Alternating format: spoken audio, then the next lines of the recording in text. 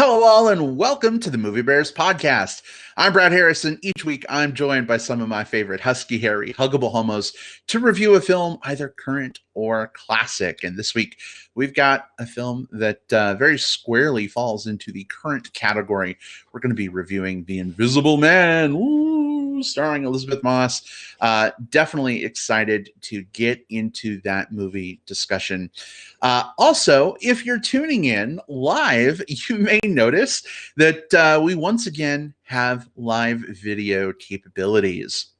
We're trying out a new publishing platform, which gives us the ability to stream our video in addition to the audio once again. So we are celebrating by being half naked or more, question mark, on camera this week. Well, Will and I are. Jim, not quite yet, but he will probably join us at some point. But let me introduce you to those aforementioned co-hosts before we get into our movie discussion. Jim Pugliafico is here with us in the virtual studio. Hey, sweetheart, how you doing? I'm good, thanks, babe, and looking forward to an interesting podcast tonight. It's good to be back on video, so at least some of the folks and our friends who join the show can see us. Wish we could see them, but that's not the case. Maybe someday when the technology exists, we can see like all of our, all the people listening. That would be cool. But let's have a good show and welcome everybody who's out there listening. And watching. That would be awesome if we could see everybody. Although logistically, you never know what someone could be doing on video that may or may not be YouTube appropriate. Guys, this isn't our first rodeo on the internet. We know that is that's a disaster / Black Mirror episode. I've handled a chatterbait window or two. I'm just saying. Oh, here we go. Oh boy. All right. Well, on that note, Will Lindis is here with us as well. Welcome, Will. How you doing? Hey, I'm doing great. I'm super excited that we're getting to do this again. For a lot of reasons. One, it's fun to be able to interact in this very, very specific way with our listeners live. But also, I don't know about you guys, but I sort of fell into this like trap with The Office over the last few months of just like, well, I don't really have to worry about my lighting. I don't really have to worry about what's behind me. And this really motivated me to do a little bit of office cleanup today. Right? Me too. If you look behind me, you'll notice that like my surroundings are 98% less cluttered. Also, got my Sword of Omens, if I can figure out the right way to point. Wait, I didn't notice, but is what was behind you was that Riker or He-Man? I forget. Both. I had They're both gone. Yeah, I know. Right there. Yeah. I just wanted to declutter things a little bit. I'm moving some decor around in my office, and I was like, oh, hey, clean podcasting background. I'm all for it. That works. Did you walk around? Did you pick up everything and ask if it sparked joy? I did. In fact, you can't see it, but I've got some big boxes behind me, and everything that did not spark joy went into a box, which is maybe going to go into the garage or a storage unit soon. We'll see. But okay. Hey, Jim took his shirt off, everybody. Jim's on the shirtless kick. We figured this is a good way to celebrate the return of live video. It's been a while since we've been able to do that. So, guys, I think this is our opportunity to just kind of nonchalantly stretch. I'm going to very chalantly stretch. Stretch it out. Oh man, gotta get loose for podcast. Those things you're just like, man, what is my life even? We're stretching on cam. I know. It's almost as good as it gets. It's like those like 1990s days of webcamming on Bigger City. Not that I know anything about that. Of course not. Not a thing. Not in the slightest. Now, we know we've kind of like gone to the other side when like the next thing our feed has is like a donate button. Give us 30 tokens and I'll take my hat off. No, this isn't Chatterbait. This isn't that. This is a movie show, guys. I mean, it's also a Bears show, but it's a movie Bears show. I mean, it's both. It's both. Yeah. Hey, Kevin in the chat says everything looks great, but Will's a tiny bit quieter than you guys. Could be my laptop audio, which isn't great. But Will, I do have the ability to turn your mic up a little bit. But let me ask folks in the chat: Will, do you have the right mic selected in the new? He does. He does. Okay. Just asking everybody in the live chat: is Will a little quieter than Jim and myself? Help us fine tune our new setup, if you don't mind. Will, maybe say something to help him. This is me saying something at just my normal talking volume. Are you going to turn me up? We can turn you up, turn you out, turn you on. I don't know. Yeah. What? All right. Well, let us know, folks. And if we need to adjust Will's audio, I can bump him up a little bit. But we got a movie to talk about. We got a lot to discuss. Sammy W does say that Will is a little bit muted. So Will, I'm just gonna raise your audio a little bit. It's like a Josh Groban song. I raise you up. Turn me up. Hamstract says that Will, you sound a little bit like you're coming through a phone. I won't do the thump test again because should Go still ahead and be. do it. It won't hurt. It was thumpy earlier. It was thumpy earlier. It's not thumpy now. Oh, it's not thumpy now. So something must have changed on the mic. So something must have switched. Yeah. So I heard it earlier. Will on the mic. Yeah. Oh my gosh. Yeah, that's weird because we did that right beforehand. We did. Yeah. I don't know if something changed with your sourcing. I don't know how to fix that on the fly. Yeah, mine still says it's the right one. Do I sound all right? You sound good. Folks, Jim, thump it up. Thump it up, Jim. Yeah, babe. I'm going to do the Chris Lopez test. Yep. You're thumpy. Okay. You're good. Yeah. Oh, boy. Yeah, I say we just... All right. Yeah. It may be one of those things, Will, where you'd have to like leave and then rejoin. I don't know. Yeah. But if it sounds fine, I'll just kick your volume up a little bit. Hopefully it'll kick me up. Right.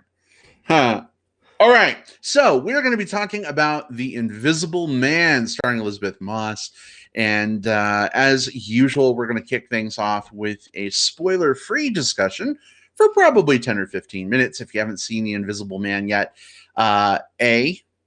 no worries. We got you covered because B, we're not going to reveal any virginity stealing plot details until we give a very firm, very obvious spoiler warning to give you, the signal to step away for a while and then come back at the end for plugs.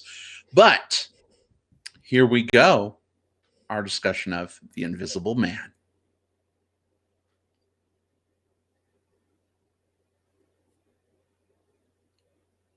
All right. Well, if you don't mind, give us a brief setup of this movie. Folks may be, familiar with a previous version of this film, but this one's kind of different. So tell us a little bit about that. And of course, spoiler free. What did you think of this film? Is it worth checking out in theaters, maybe catching on a rental, on TV, or skipping it? From your opinion, what'd you think? All right. So this is the latest, surprisingly low-budget thriller from Blumhouse, directed by Lee Winnell, who impressed me quite a bit with Upgrade from, 2 years ago? Yeah. Same guy. He's an actor, writer, director. He was part of the whole Saw series, or at least the first few was really instrumental in those. And then he's been in a few things acting in those, and he's not a bit part in Aquaman. But either way, really for me, he's in this Winnell-essence with Upgrade and then into Invisible Man. And this is a modern modern take on the the classic Universal monster story, in which Elisabeth Moss is this woman who is in this relationship with this very controlling, rich, tech wizard. And she's been gaslit by him. She's been abused by him, and she finally makes her break. She finds out shortly after doing so that he's committed suicide and is no longer a part of her life, until she starts to realize that things are moving in the background, and perhaps he's still stalking her from beyond sight. Mm-hmm. And yeah, I very much actually liked this one a lot. When we get into the spoiler section, we'll probably talk about how, maybe the last 5 minutes are a little weaker than the rest of the film as a whole.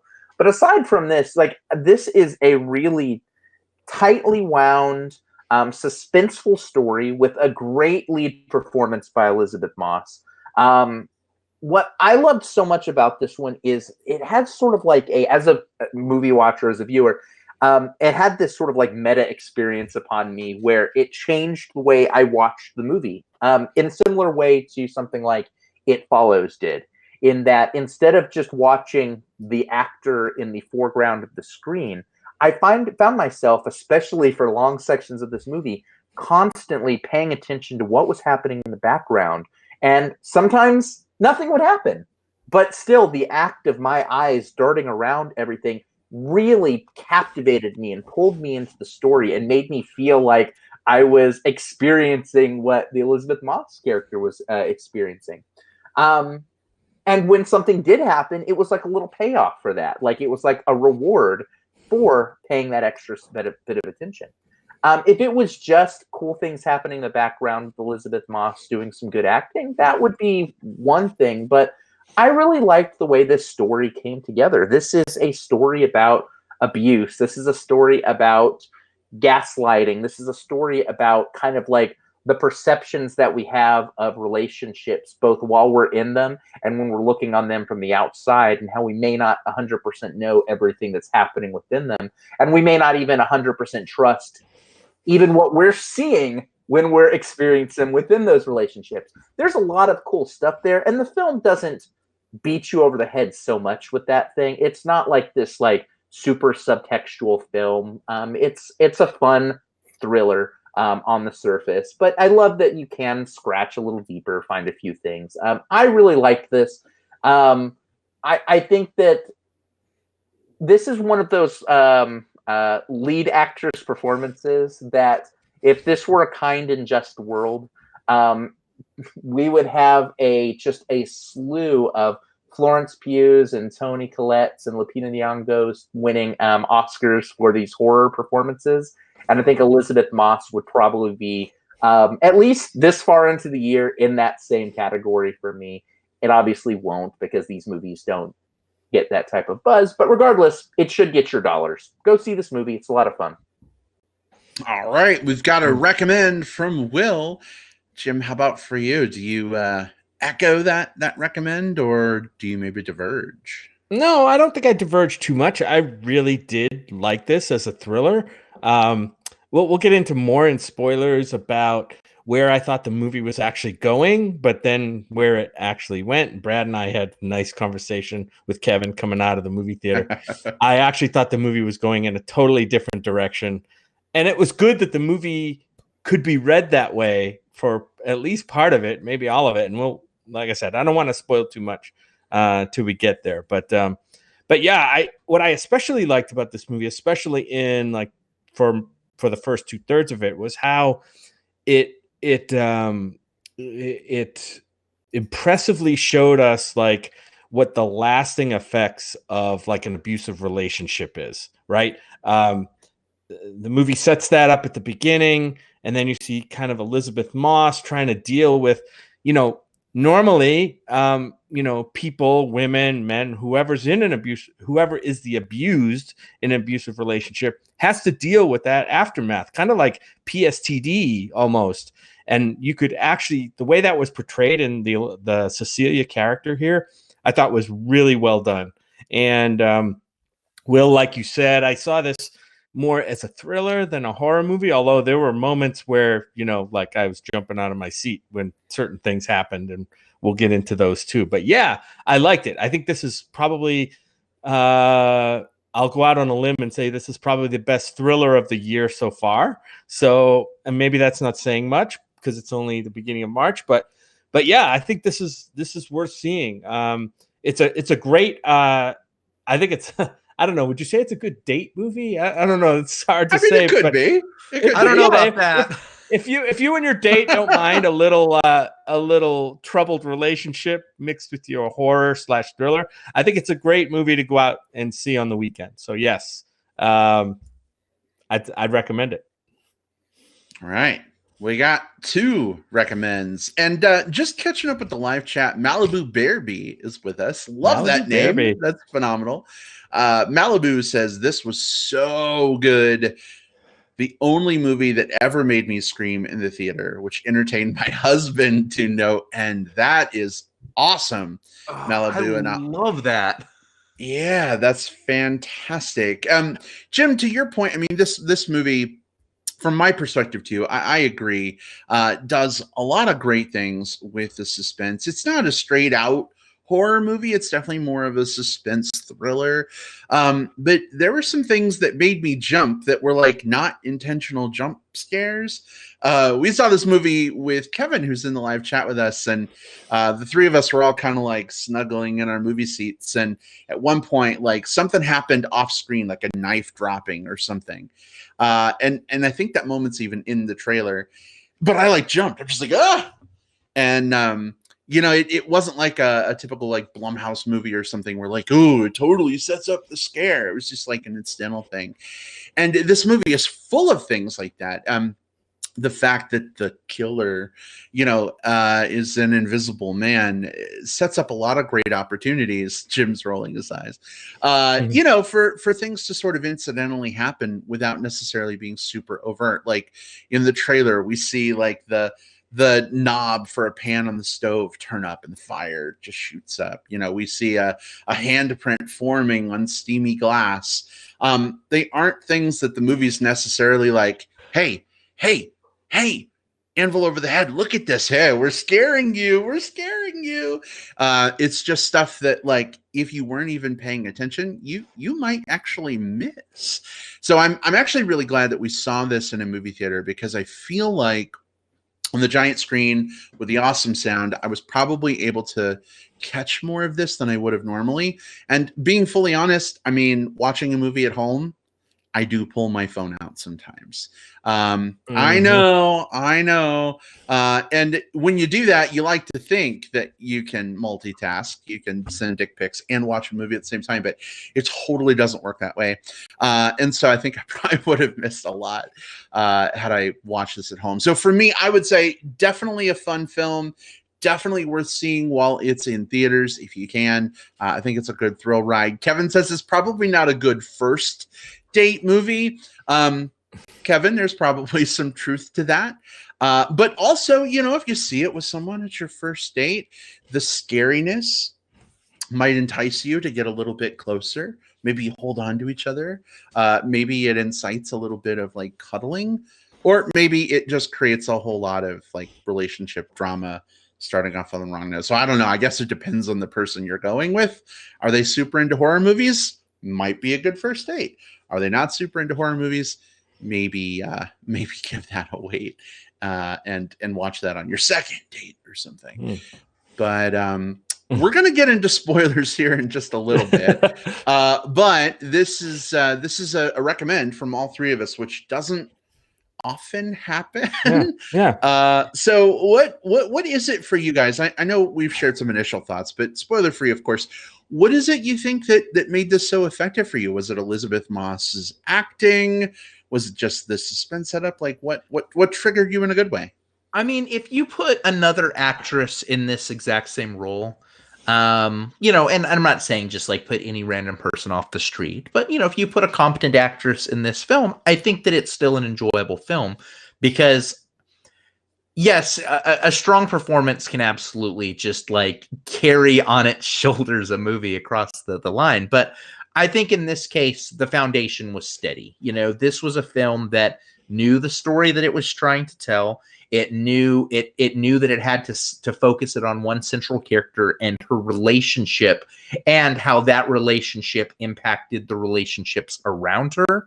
I think that stuff was all on script, on page, before anything was shot, and that foundation is what catapulted this along. I wouldn't necessarily say that this was a smart thriller. Like, when I think of that, I don't think that this was a movie that was like especially clever with any of the things, but I think that it was a very well executed version of what it was going for. And that's all I need.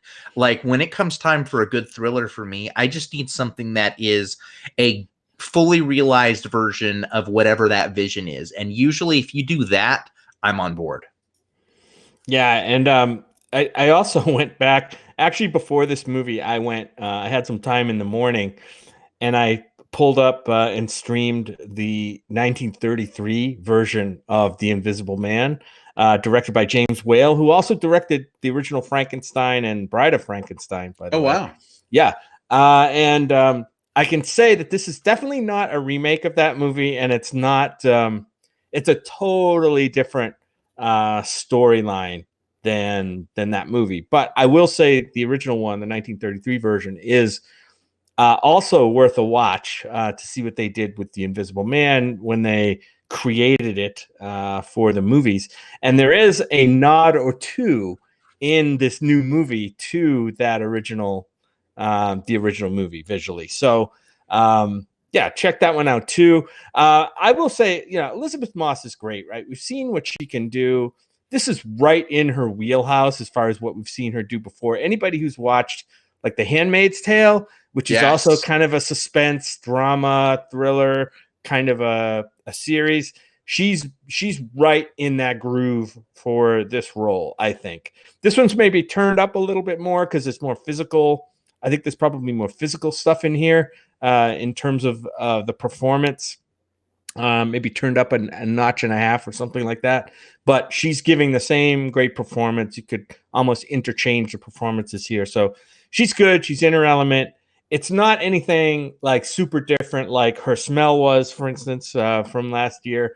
But it's another really good Elisabeth Moss performance. I really want to see her actually stretch into doing other characters, more like Her Smell or something even totally different. This is not that, but still really good. So, yeah. Yeah, you raise a good point. I love Elisabeth Moss. I mean, I've been a huge fan of hers, believe it or not, since she got her start on The West Wing as President Bartlett's daughter, Zoe. And I followed her career for the longest time. Loved her on Mad Men, love her in The Handmaid's Tale, Top of the Lake. But it's getting to the point where Elisabeth Moss kind of plays the same character in a lot of things. So, Jim, I would agree with you. It'd be great to see her kind of stretch herself a little bit, do different types of characters.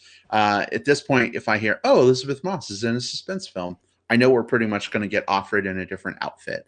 I'm okay with that because, I mean, I do love it. But yeah, like maybe she's at the point where she can, I don't know. She was off Adrian in this movie. Off Adrian. That's right. Off Adrian.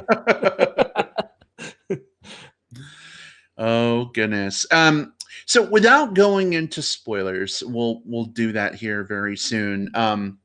I am curious, what did you guys think of the musical score in this film? Did it do well to add to the suspense? Did anything stand out? Was it forgettable? Well, I'll be honest. It didn't make a super impression on me. I think it was trying to go for some things to give the audience like an uneasy feeling, and I think it succeeded to some degree, but it just didn't really stand out for me. It's not something like like the score for like Under the Skin did, for instance, or something like that, or Annihilation, right, where it totally became part of the mood of the movie. I think this score was just sitting there in the background, and did what it had to do to complement what was happening on the screen, but I don't think it really necessarily elevated it, at least in my view. Yeah, I think there's some there's some value in having a very much pun intended, like an invisible score, and that the type of score that invisible score does its job well, but also does not call a lot of attention to itself. You mentioned a couple there. When we think about Under the Skin, or when we think about Annihilation, or when we think about even something like Us, which used that Lunis song kind of like as a leitmotif throughout. I think that you think about these specific moments and they draw attention to themselves, and they did that because that's what the director intended, to sort of make those moments. And here, the score was there to more supplement what Moss was going through and what she was feeling. So I this was not a super memorable score for me. It's not one that I came home and researched. Brad, when you asked the question, I had to think about the score for a second. Go like, oh yeah, well, but that's not a bad thing. There are scores that do draw attention to themselves that are actively bad because they are juxtaposed against what's happening, or they're sort of pushing against the director's whims. This isn't one of them. This is a very functional, in a good way, score.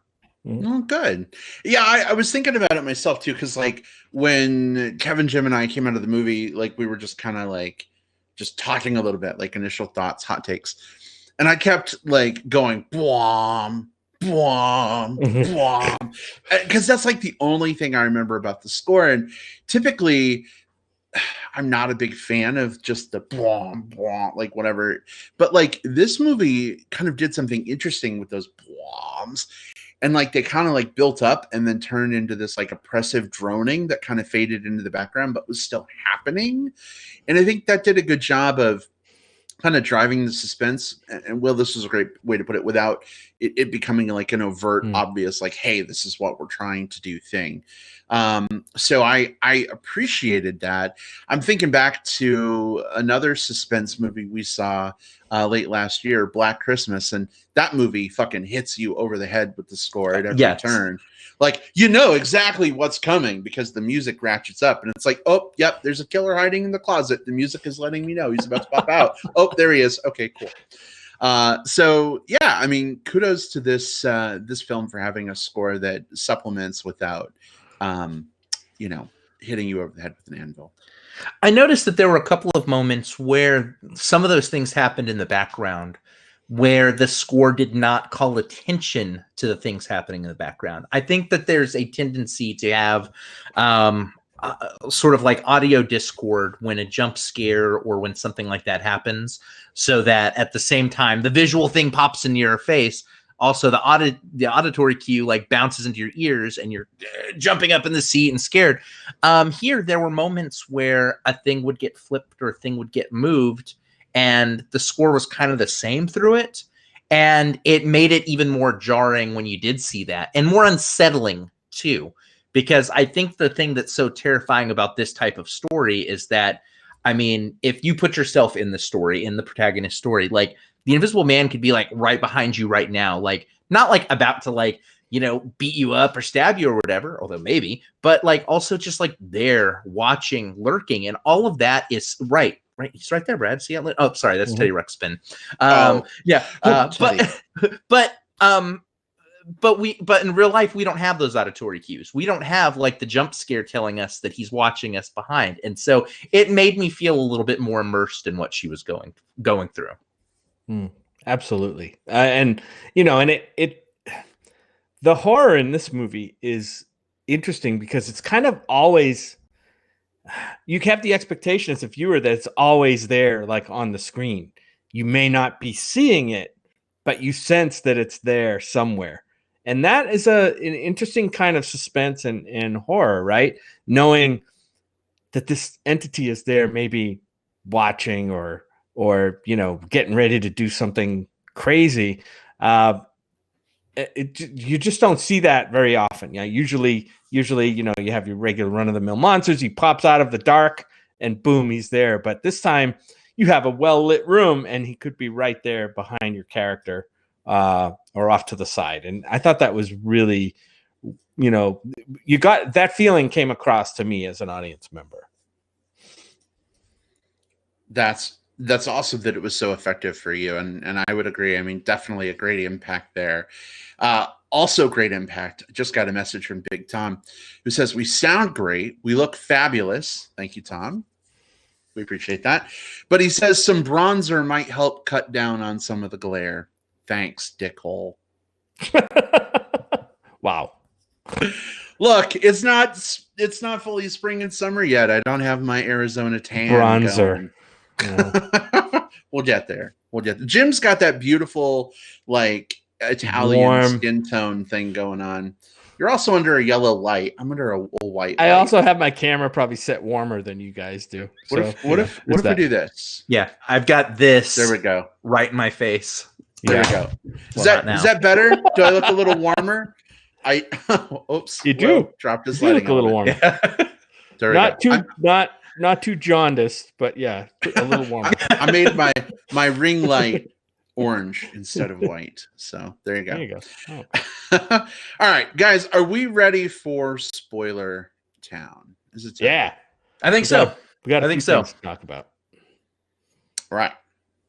Then in that case, I'm going to give the spoiler plate warning, as Will lets folks in the live chat know that spoilers are incoming. If you've not yet seen The Invisible Man and you value your innocence where the plot of the film is concerned, we will not at all be offended if you step away for 15 minutes or so. Come on back for plugs at the end if you like, or come on back to the episode through the magic of digital tape delay on Spotify, Apple Podcasts, however you enjoy podcasts after you've seen the movie, and catch up with our spoiler part of the discussion. I have fucking rambled on long enough. Let's do this. Guys, spoilers are all good. Where do you want to go? I want to talk about where I thought this movie was going. Oh, please And- do. Please do.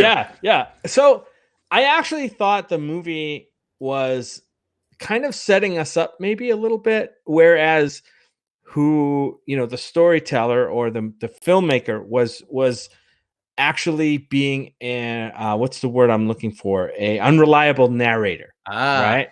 Where actually Elisabeth, because as the Invisible Man would take an action and, push somebody or punch somebody or slice somebody's throat, Elisabeth Moss was always kind of in the scene, right? She was always there. So the Invisible Man was always there, kind of in her presence. So it was almost like, the movie's going to set it up to make it appear like there's an Invisible Man, but actually it's Elisabeth Moss's Cecilia character who's so traumatized, or not traumatized, but she maybe was set up as the as kind of the villain in this movie.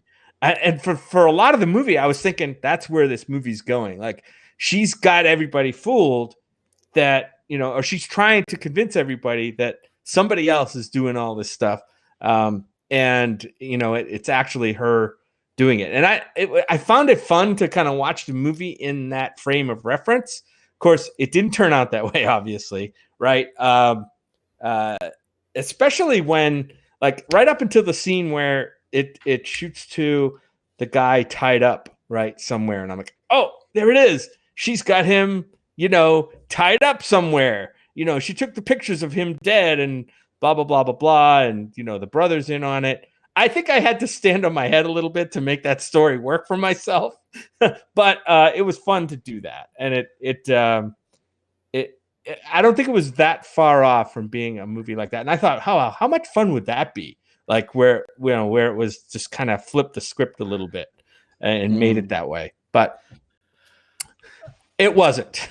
It wasn't. That's interesting. I didn't think that along the way. I'm glad. I think I'm glad they didn't go that route. Yeah, because, I think it could have been sort of an issue. I think they were trying to obviously make other narratives right in there, like subtext, and that would have obviously totally erased that subtext and maybe made things worse. But it was just interesting for me to think about maybe that was happening, especially like there's a restaurant scene where she's sitting in front of her sister and she has all of a sudden she, it kind of snaps to her like it looks like the knife is put in her hand, but maybe it was already there the whole time.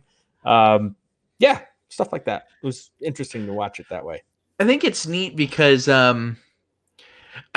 so that reminds me a little bit of there's a French thriller from kind of like the mid-aughts called High Tension that sort of like leaned very heavily into like sort of that type of storytelling kind of thing. Yeah. And I'm kind of glad they didn't go that route with this one, because I think that because this one leans so heavily into the story about what it's like to be a victim of gaslighting, Right. I think that if they had then turned it around and said like, nope, she was just she was just making it up the whole time. Like, I think that is a very, very different story. Although I think what is really neat about this is the fact that you were along on that journey, like you were going down that road a bit, means that the film was effective in setting up the sort of the psychological states. Yeah. Well, the psychological states for the Elisabeth Moss character, because there are moments where she actually was like,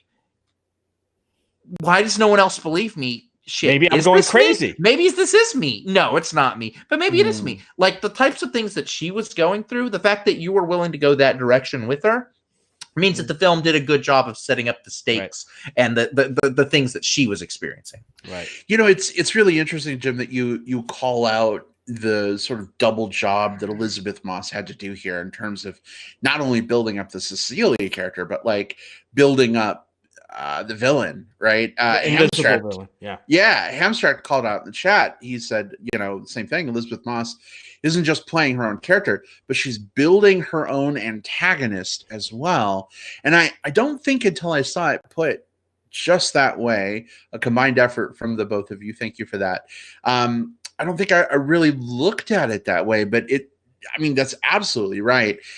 She just got some extra kudos points from me because given the fact that the villain is indeed invisible, I mean, her reactions to things have to sell it, right? It can't all just be jump scares or knives floating in the air. I mean, there's a couple points where like the camera will like pan to a chair, like a cushiony chair, and you're trying to figure out like, is there a curvature in the seat of the chair because that's just the chair, or is like an invisible person sitting there?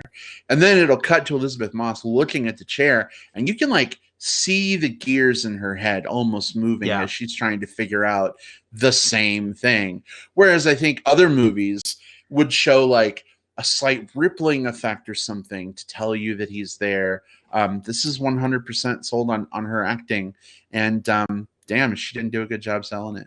Yeah, less really is more in this type of situation. We've seen actors and actresses have to do a similar style of acting when they're interacting with something that'll be CGI'd in later. Like, I'm got to talk to this monster, and then they're going to put the monster in with CGI later on, and the eye lines are off, like the pacing is off, just like, you know, the fact that we're dealing with these different elements, like it doesn't feel real, not just from like the CGI perspective, but from like the way the actors interacting with the space. They just let Elisabeth Moss act her ass off and let that build the tension. And again, we have to put a lot of this on Leigh Whannell as well, because anything like, you know, that this film was not, there's some films that are sort of like run and gun, like where they'll get on set and they'll sort of like, they'll figure out the shot composition the same day. And then there's some shots that are, some films that are very heavily storyboarded. And without knowing for sure, I would strongly suspect this was a very storyboarded film, because there were a lot of shots where when we would go from one area of the room to another, it would be a slow pan over and then a slow pan back. And that movement is supposed to draw our attention, and it's supposed to tell the story. It must be following an invisible person. Like, or something happened at this point. Like at this point, we need to be paying attention to that chair, but we also need to be looking at that closet that's behind there. And we also need to look at that couch that's along the way. And so it makes you draw this eye line. And again, when you're doing that, what you're doing is what Elisabeth Moss's character is doing as she's scanning across the room going like, is there someone in here with me? Is there something in here with me? I feel like someone's watching me, but I don't see anything. So all of that stuff has to work in unison, and it very much does work in unison here. And just the extra brilliant component of that is also seeing Elisabeth Moss. Gosh, I'm like talking myself into giving her like a scary movie award or something. Do it. Is how Elisabeth Moss also interacts with some of her co-stars in this film, trying to sell to them that there's an invisible person or an invisible force in play. Aldous Hodge plays a cop friend that she's staying with. She's staying with him and his daughter, played by Storm Reed. And there's this one scene, we're in spoilers, where she's like talking to the daughter character, and all of a sudden the daughter character gets hit in the face. But like Elisabeth Moss is across the room. But it's so interesting because the daughter automatically assumes Elisabeth Moss must have somehow been able to hit her in the face from across the room, because what's easier to believe, that she somehow ran across the room and hit you and ran back, or that there's really an invisible person, right? And Elisabeth Moss is just laying there on the floor sobbing like, oh no, it's like an invisible person, it's not me. And it just broke my heart to see the daughter looking at her like, you're fucking crazy. I'm out of here. And that's what got me down that path, because I'm like, okay, who do I believe here? Do I believe the girl who just got punched in the face and think she saw, Elisabeth Moss's character Cecilia do that to her? Or am I really supposed to believe there's an invisible dude there? Because at that point they hadn't revealed anything much about the supposed invisible man, right? So and you want to believe the character, right? You want to, where you want to believe the victim, right? And she said, she just hit me, and the dad believes her. And why shouldn't I, as a viewer, believe her? Just because the movie's called The Invisible Man? I don't know if that's enough. There's a really good question here from Hamstracht. He says, what would this movie be? Would it be as good with a different director? He says, I suspect there's a bunch of directorial choices that Winnell had in mind that he could have never put on the page. I feel like that's absolutely accurate. There are a couple of things that happen here that I think every director has their own little thumbprint, their own little visual language. And granted, some of that comes from the cinematographer they work with, some of it the writer, some of it's the performances. It's not just the director pulling weight, but you do start to see these things. And one of the things that I noticed that worked very, very well here, that I also saw an upgrade, was a lot of times the camera, he was able to do a full 90-degree pivot on the camera to follow action, the same way that we saw in Upgrade. That worked really well at a moment when Elisabeth Moss's character gets sort of tackled and brought to the ground. That scene is all about her just sort of being succumbing to and overwhelmed by everything that just happened. This is right after, spoilers, right after her sister is killed, and she knows that in her head, she's responsible for this. Not that she did this, but her actions and her getting her sister there and her having this relationship with Adrian to begin with, all of those roads led to this thing happening. And the weight of that causes the entire world to tilt with her as she goes down. And it reminded me so much of Upgrade, when he would pop back up and the camera would rotate with him. So that type of stuff only happens when the director has a strong vision and communicates it very clearly to everyone on set. Makes me want to go back and see Upgrade again, Will. I mean, that would be a good one to stream again. I mean, that's a feat. That's a feat because, Jim, you are not a typical movie rewatcher. No, I'm not. But in cases like this where you want to, you've got a kind of a new up and coming director, and you want to try to maybe get a sense of where his head is at, when he's making movies, so that maybe you know what to look for in the next movie. That stuff is fun for me. I don't want to necessarily be able to predict, what a movie's going to be from a director. I don't think we ever want to get that, although we do get that even from some great directors, right? We know what to expect. You're going to get that Spielberg close up. But so I like to see surprises. I think that's the number one thing that I love about movies. But it's also fun to kind of figure out, a director's MO, and just, because that's their signature, right? That's their artistic signature on movies. Well, speaking of people's MO, fun question. For those who are hanging out in the live chat, feel free to chime in the chat. If you're listening on, Apple Podcasts, Spotify, whatever, feel free to go to our Facebook page and leave a comment. But Jim, Will, if you had a suit that could make you invisible, barring out like murdering people or being violent with people, what I'm out. What mischief would you get up to with an invisibility suit? Oh my God.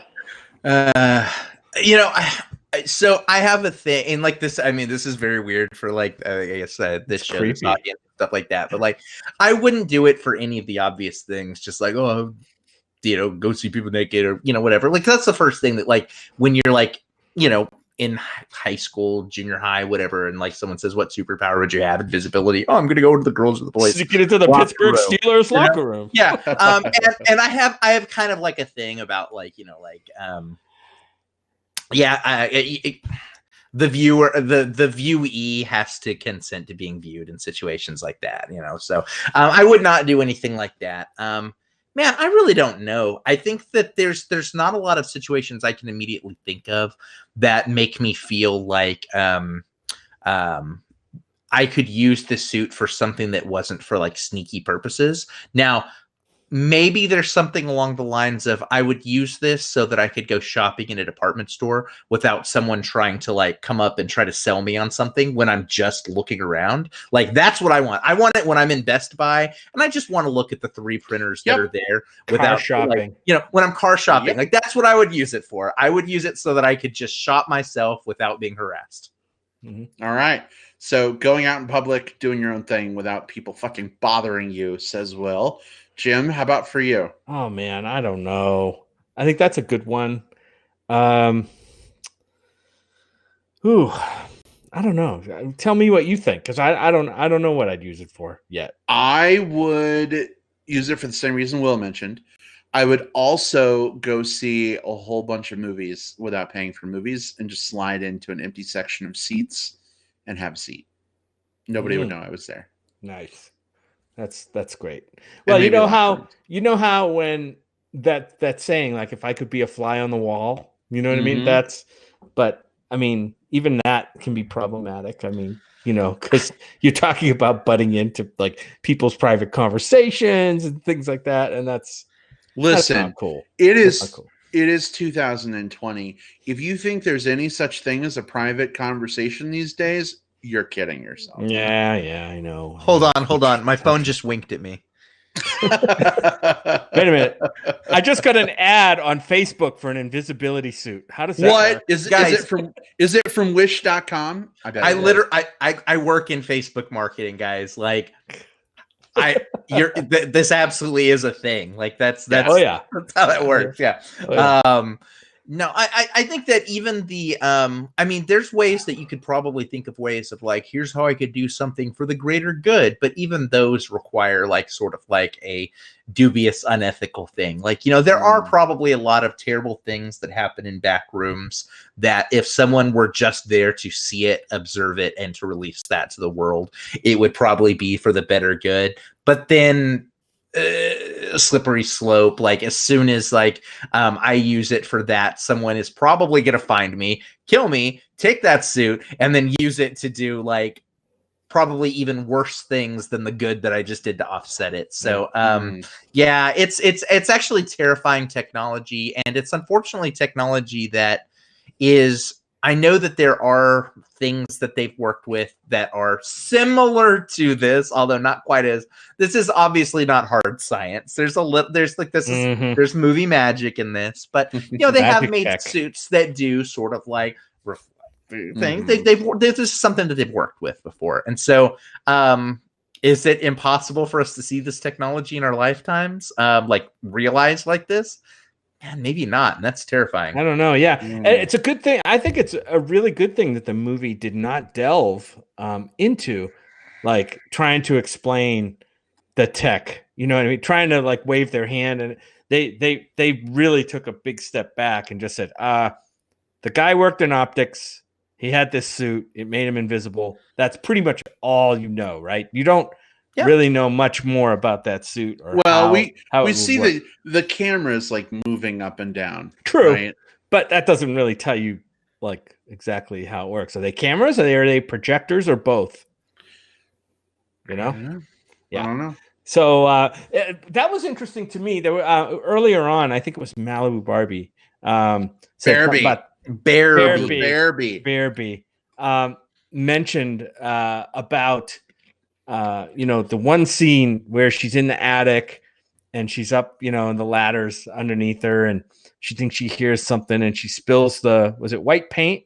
I forget. What Yeah. it was. Yeah. And it hits the suit, and it kind of reveals that there actually is some a being there, somebody there. But the texture of it kind of took me back. Like, I'm like, wait, that looked like a golf ball. Like, what? Like, why did that look like a golf ball? I expected to see like a dude's head or something, and that was really weird to me because at that point they hadn't showed the suit, had they? Mm-mm. All we had seen of the suit was the frame of it. Yeah. Right. And that didn't tell us much. So when I saw that, I'm like, that's really weird. So kudos to the movie for like having this tech, and I think kind of using it the right way, not trying to dive too much into it and give us details that could be picked apart. Yeah. But just giving us something really abstract, but yet still you're able to visually see it and watch it in action. I thought was really well done. Really, they said like this guy is like this super genius when it comes to optics, and he built a suit. Okay, cool. I'm on board. Like, all I need for a movie to do is to like let me suspend a little bit of disbelief, and I'll be on board with it. And they did a good enough job with that here. This movie had a couple of moments that absolutely got my crowd just going. I think the biggest one for our crowd was, I think there was a bit of a with the paint, but I think the biggest one was there's this moment, and we've talked about it, but we haven't talked about the moment right before it, where Elisabeth Moss is sitting there with her sister at dinner, and what happens is right before the sister gets killed, there's this moment where she stops talking mid-sentence and realizes that there's a knife kind of floating there. My audience flipped their shit at that moment, like more so than like what happened afterwards, but just as that happened, like even this spot that was, I think that was a really good scene because it lulled you into a sense of false confidence. Like, surely nothing's going to happen at this crowded dinner. Look at all these people around. This waiter keeps bouncing over. Oh God, Brad, what? Look to your right, look to your right. Oh, wait, that's me. But I think that was such a smart moment, because that's probably the most important scene of the movie in terms of like the stuff that escalates as we move into that final act, right? Like, and the fact that it sort of lulls you into thinking like nothing's going to happen here, and then something big happens there, is such a testament to the movie's ability to like rope a dope even someone like me who is like already looking in the background of every moment of every scene. Yeah. Hamstrack said she could have closed the attic door and used the phone for help in that attic scene. I'm like, yeah, but hiding in the attic with a freaking invisible madman chasing after you doesn't sound like a great idea either to me. I don't know. But yeah, Will, that scene shocked me. The with the knife and kind of building up the tension there, and then this like that's you're telling yourself like, okay, this is not going to happen, right? Something's going to happen, and they're going to walk away or run away or something, but nope. Bam, it happens there right in front of you. And that was pretty terrifying to watch that scene. Yeah. I agree, especially because some of the blood from her neck being sliced ended up in her wine glass. That was a little weird. Just saying. That's a good touch. Hearing from Big Tom that Will's audio is slightly delayed. This is the first time we're using this new streaming platform. If you folks could do us a favor, if you're in the live chat, let us know if you're experiencing that as well. Just help us kind of dial in and see what may be going on. That may just be a temporary hiccup. Jim, I saw your video go green for like 4 seconds. I saw that too. Earlier. Like, Jim got green screened.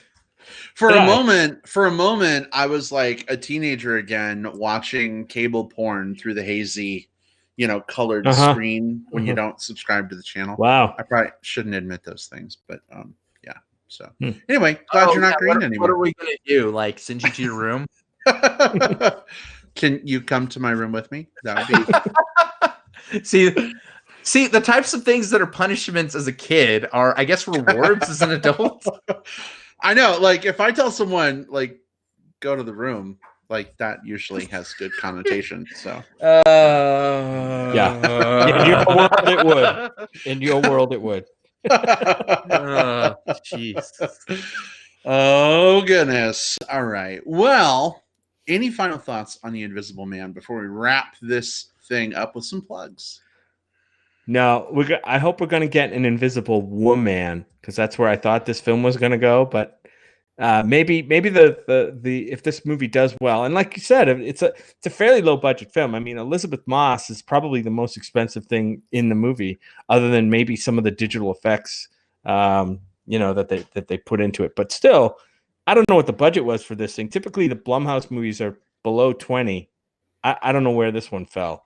I could be wrong on this, but I think I saw that this one was even lower than that. Something like 7. I could be wrong on remembering that's that. crazy. For a movie that I think already made like 70 million. I don't know. It did well. Wow. But these Blumhouse movies do that because they're able to kind of like go in and tell a simple story at an inexpensive price and then make back like 10 times their budget, like super easily. And this is in the same weekend. Like I know we talk a lot about like, or we don't, but like people talk a lot about like people going less to the movies and streaming is the death of film and all that stuff. And that's a different discussion. But in the same weekend where Call of the Wild loses its shirt, pun intended, I guess, for us. But like it lost like 50 million, whereas this opening weekend, The Invisible Man made back like, I don't know, 7 to 10 times its budget. I think there is something very smart about the business model of making sort of inexpensive, high quality films and getting people to kind of come back for them. I mean, it's proof positive. You don't have to throw a ton of money at something for it to be quality. You don't. So, yep. Good point. All right. Well, guys, let's make the transition to some plugs here as we look to wrap up for this week's episode. Jim, what is something that you're excited about that you think our listeners, our watchers might want to check out? I wanted to plug a movie that finally got into enough theaters this week so I could see it. Brad and I and Kevin also went to see it. It's called Portrait of a Lady on Fire, directed by Celine Sciamma. Written and directed by Celine Sciamma and starring, it's basically a two-hander, starring Nomi Merlant and Adele Haenel. I hope I got those right. It is a French film. It is subtitled, so you might have to read a little bit at the bottom of the screen. However, it's not significantly wordy, so there's not like a ton of reading to do. I adored this movie, Portrait of a Lady on Fire. It's funny because I walked out of this screening, and at the Loft Cinema, right outside the theater that I walked out of, is a huge poster that I barely even noticed before of a movie poster for Brokeback Mountain. And I'm like, oh my, and then it hit me in the head like, oh my God, this is kind of the female gendered version of Brokeback Mountain, if you think about it. It's about a forbidden secret relationship that forms between these two women. One is a female painter, and then the other one is her subject, who she's painting it for. She's a young aristocratic woman who's about to get married, and she has to have a painting done of her, but she doesn't want the painting done. And this relationship forms between them, which isn't just a romantic relationship. There's a lot of layers to it, which I really liked. I kind of fell in love with this movie. So if you get a chance to see it, I would recommend seeing it on the big screen. It's beautifully filmed also. I think it looks great on the screen, some great shots. But yeah, it's called Portrait of a Lady on Fire. That's All my right. plug. Well, I mean, yeah, it's so fucking good. Yeah. definitely glad it finally hit a wide enough release that we were able to see it. A good film for sure, and I know it's one that's been on your list for a long time. We just haven't been able to catch up with it. So kudos to the Loft for bringing that film here so that we could see it and enjoy. Absolutely. Hey Jim, if you were redoing your top 10 list, would it have made it? I told Brad on the way home that I believe it would have been on the list. I don't know where. It's hard for me to say. Yeah. And it's a shame that it wasn't on my list this year, and it won't be able to make my list next year because I typically don't put previous year movies on my my year list. So it's a shame. And that's but living where I live, that's part of the problem of a really slow rollout release of some of these smaller titles. So definitely a bummer. I mean, but the answer is yes. It probably would have been on your list, Jim. Yeah. So, yeah. Will, what have you got for a plug this week? So I've got a written review that is up on our site and up on our Facebook page as well, but I want to plug it here as well. It's the movie Emma.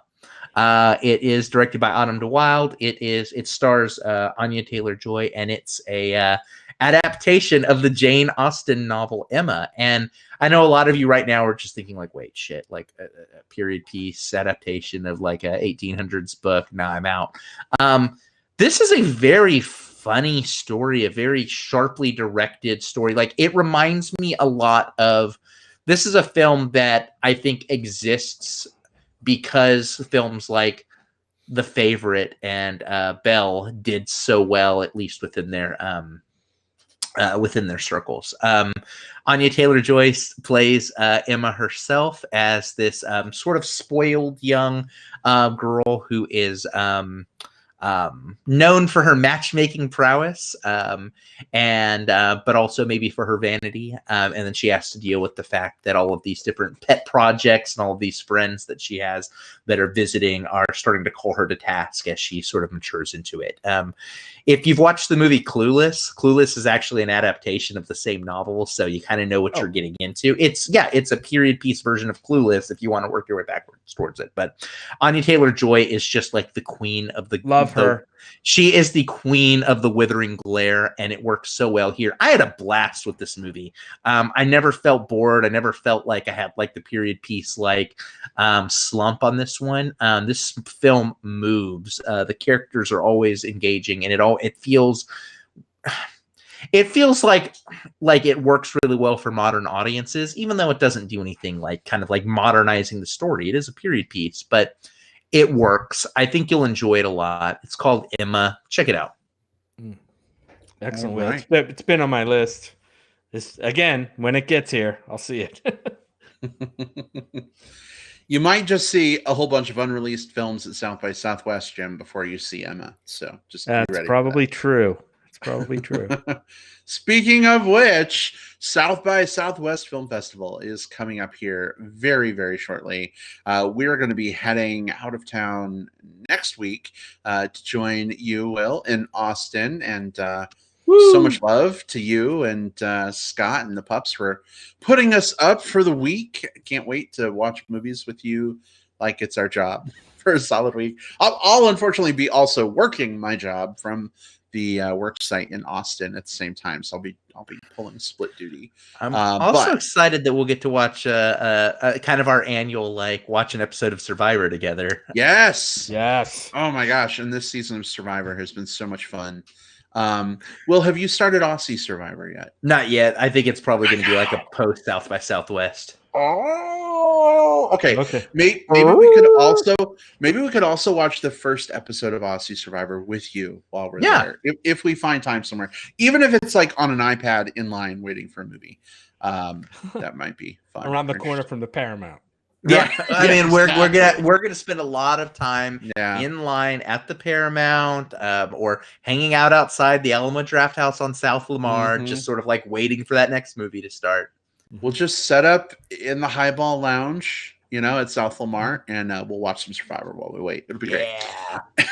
In any event, that is my plug this week. South by Southwest Films coming up. If you're going to be in Austin, Texas for the film festival, or you just live there and want to hang out, you want to talk movies, please hit us up. You can send us a message at cast@moviebearspodcast.com. You can hit us up on Facebook, tweet us at MB Podcast, and let us know if you're going to be around. It would be super fun to maybe even attend a screening with a bunch of folks if you're around. Really looking forward to checking out the new location of the Iron Bear and catching up with Chops. Glad to see they got their liquor license. We're going to be doing some interviewing, I hope. Filmmaker. We are going to be doing some interviewing. Yep. For Egglifts. So more on that to come. But we're looking forward to hanging out with the Austin crew. So let us know. We'd love to see you. Hey, just a big shout out to everybody who joined us this week on the live chat, especially the first couple minutes as we were getting things rolling. It's so great to have live video back. It seems like, for the most part, knock on wood, this worked out really well. We'll continue to try this out over the next few weeks and keep that rolling. But so glad you folks were excited that we have video back. It's something we've been missing for a long time ourselves. Although, Will, like you, now I have to be cognizant of like my background and, and am I yawning too much while Jim and Will are talking? Does it seem like they're boring me, or am I just tired from work? What did you just say, Brad? Oh, God. They're talking again. Right, like I'm the yawner, Jim's the eye roller, and Will's the furrowed brower. Now you can see those things. So, yeah, exactly. Well, right. All right, everybody. Well, let's real quick just sound off. Where can folks find us online to chat movies or whatever, really, between now and next week? Jim, go. Find me on Twitter at my handle at JJP Out West. Those are my initials, JJP Out West. That's where I like to talk movies and tweet about movies and movie-related stuff. You can also find me on Facebook under my name, Jim Pugliafico. All right, excellent. And just a reminder for everybody, if you're watching the YouTube video, you now see our Twitter handles right there on the screen for you. So if you're like, shit, I missed it, I got to rewind. Actually, nope, just look right there. There you go. If you're listening audio only, you can't see jack shit. So just rewind if you need to.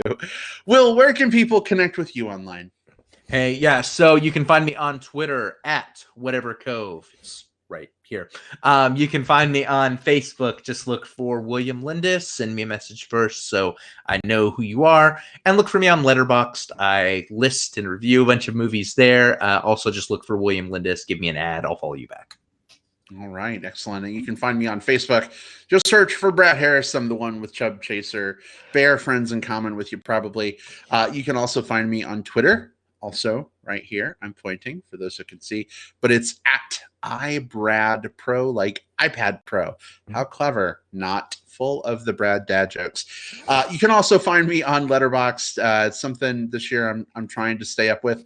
Like 10 new people followed me after I announced that last week, and I don't live my life by followers or anything, but like it made me feel good that somebody commented on my review of a movie.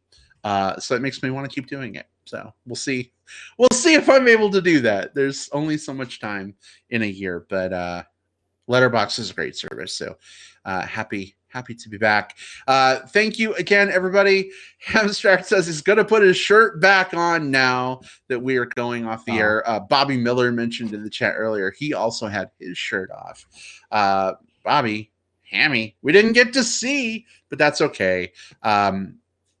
We can imagine. We have pretty filthy minds, so I think it works. In any event, we will see you all next time. Goodbye, everybody. Take care. Bye. Bye-bye.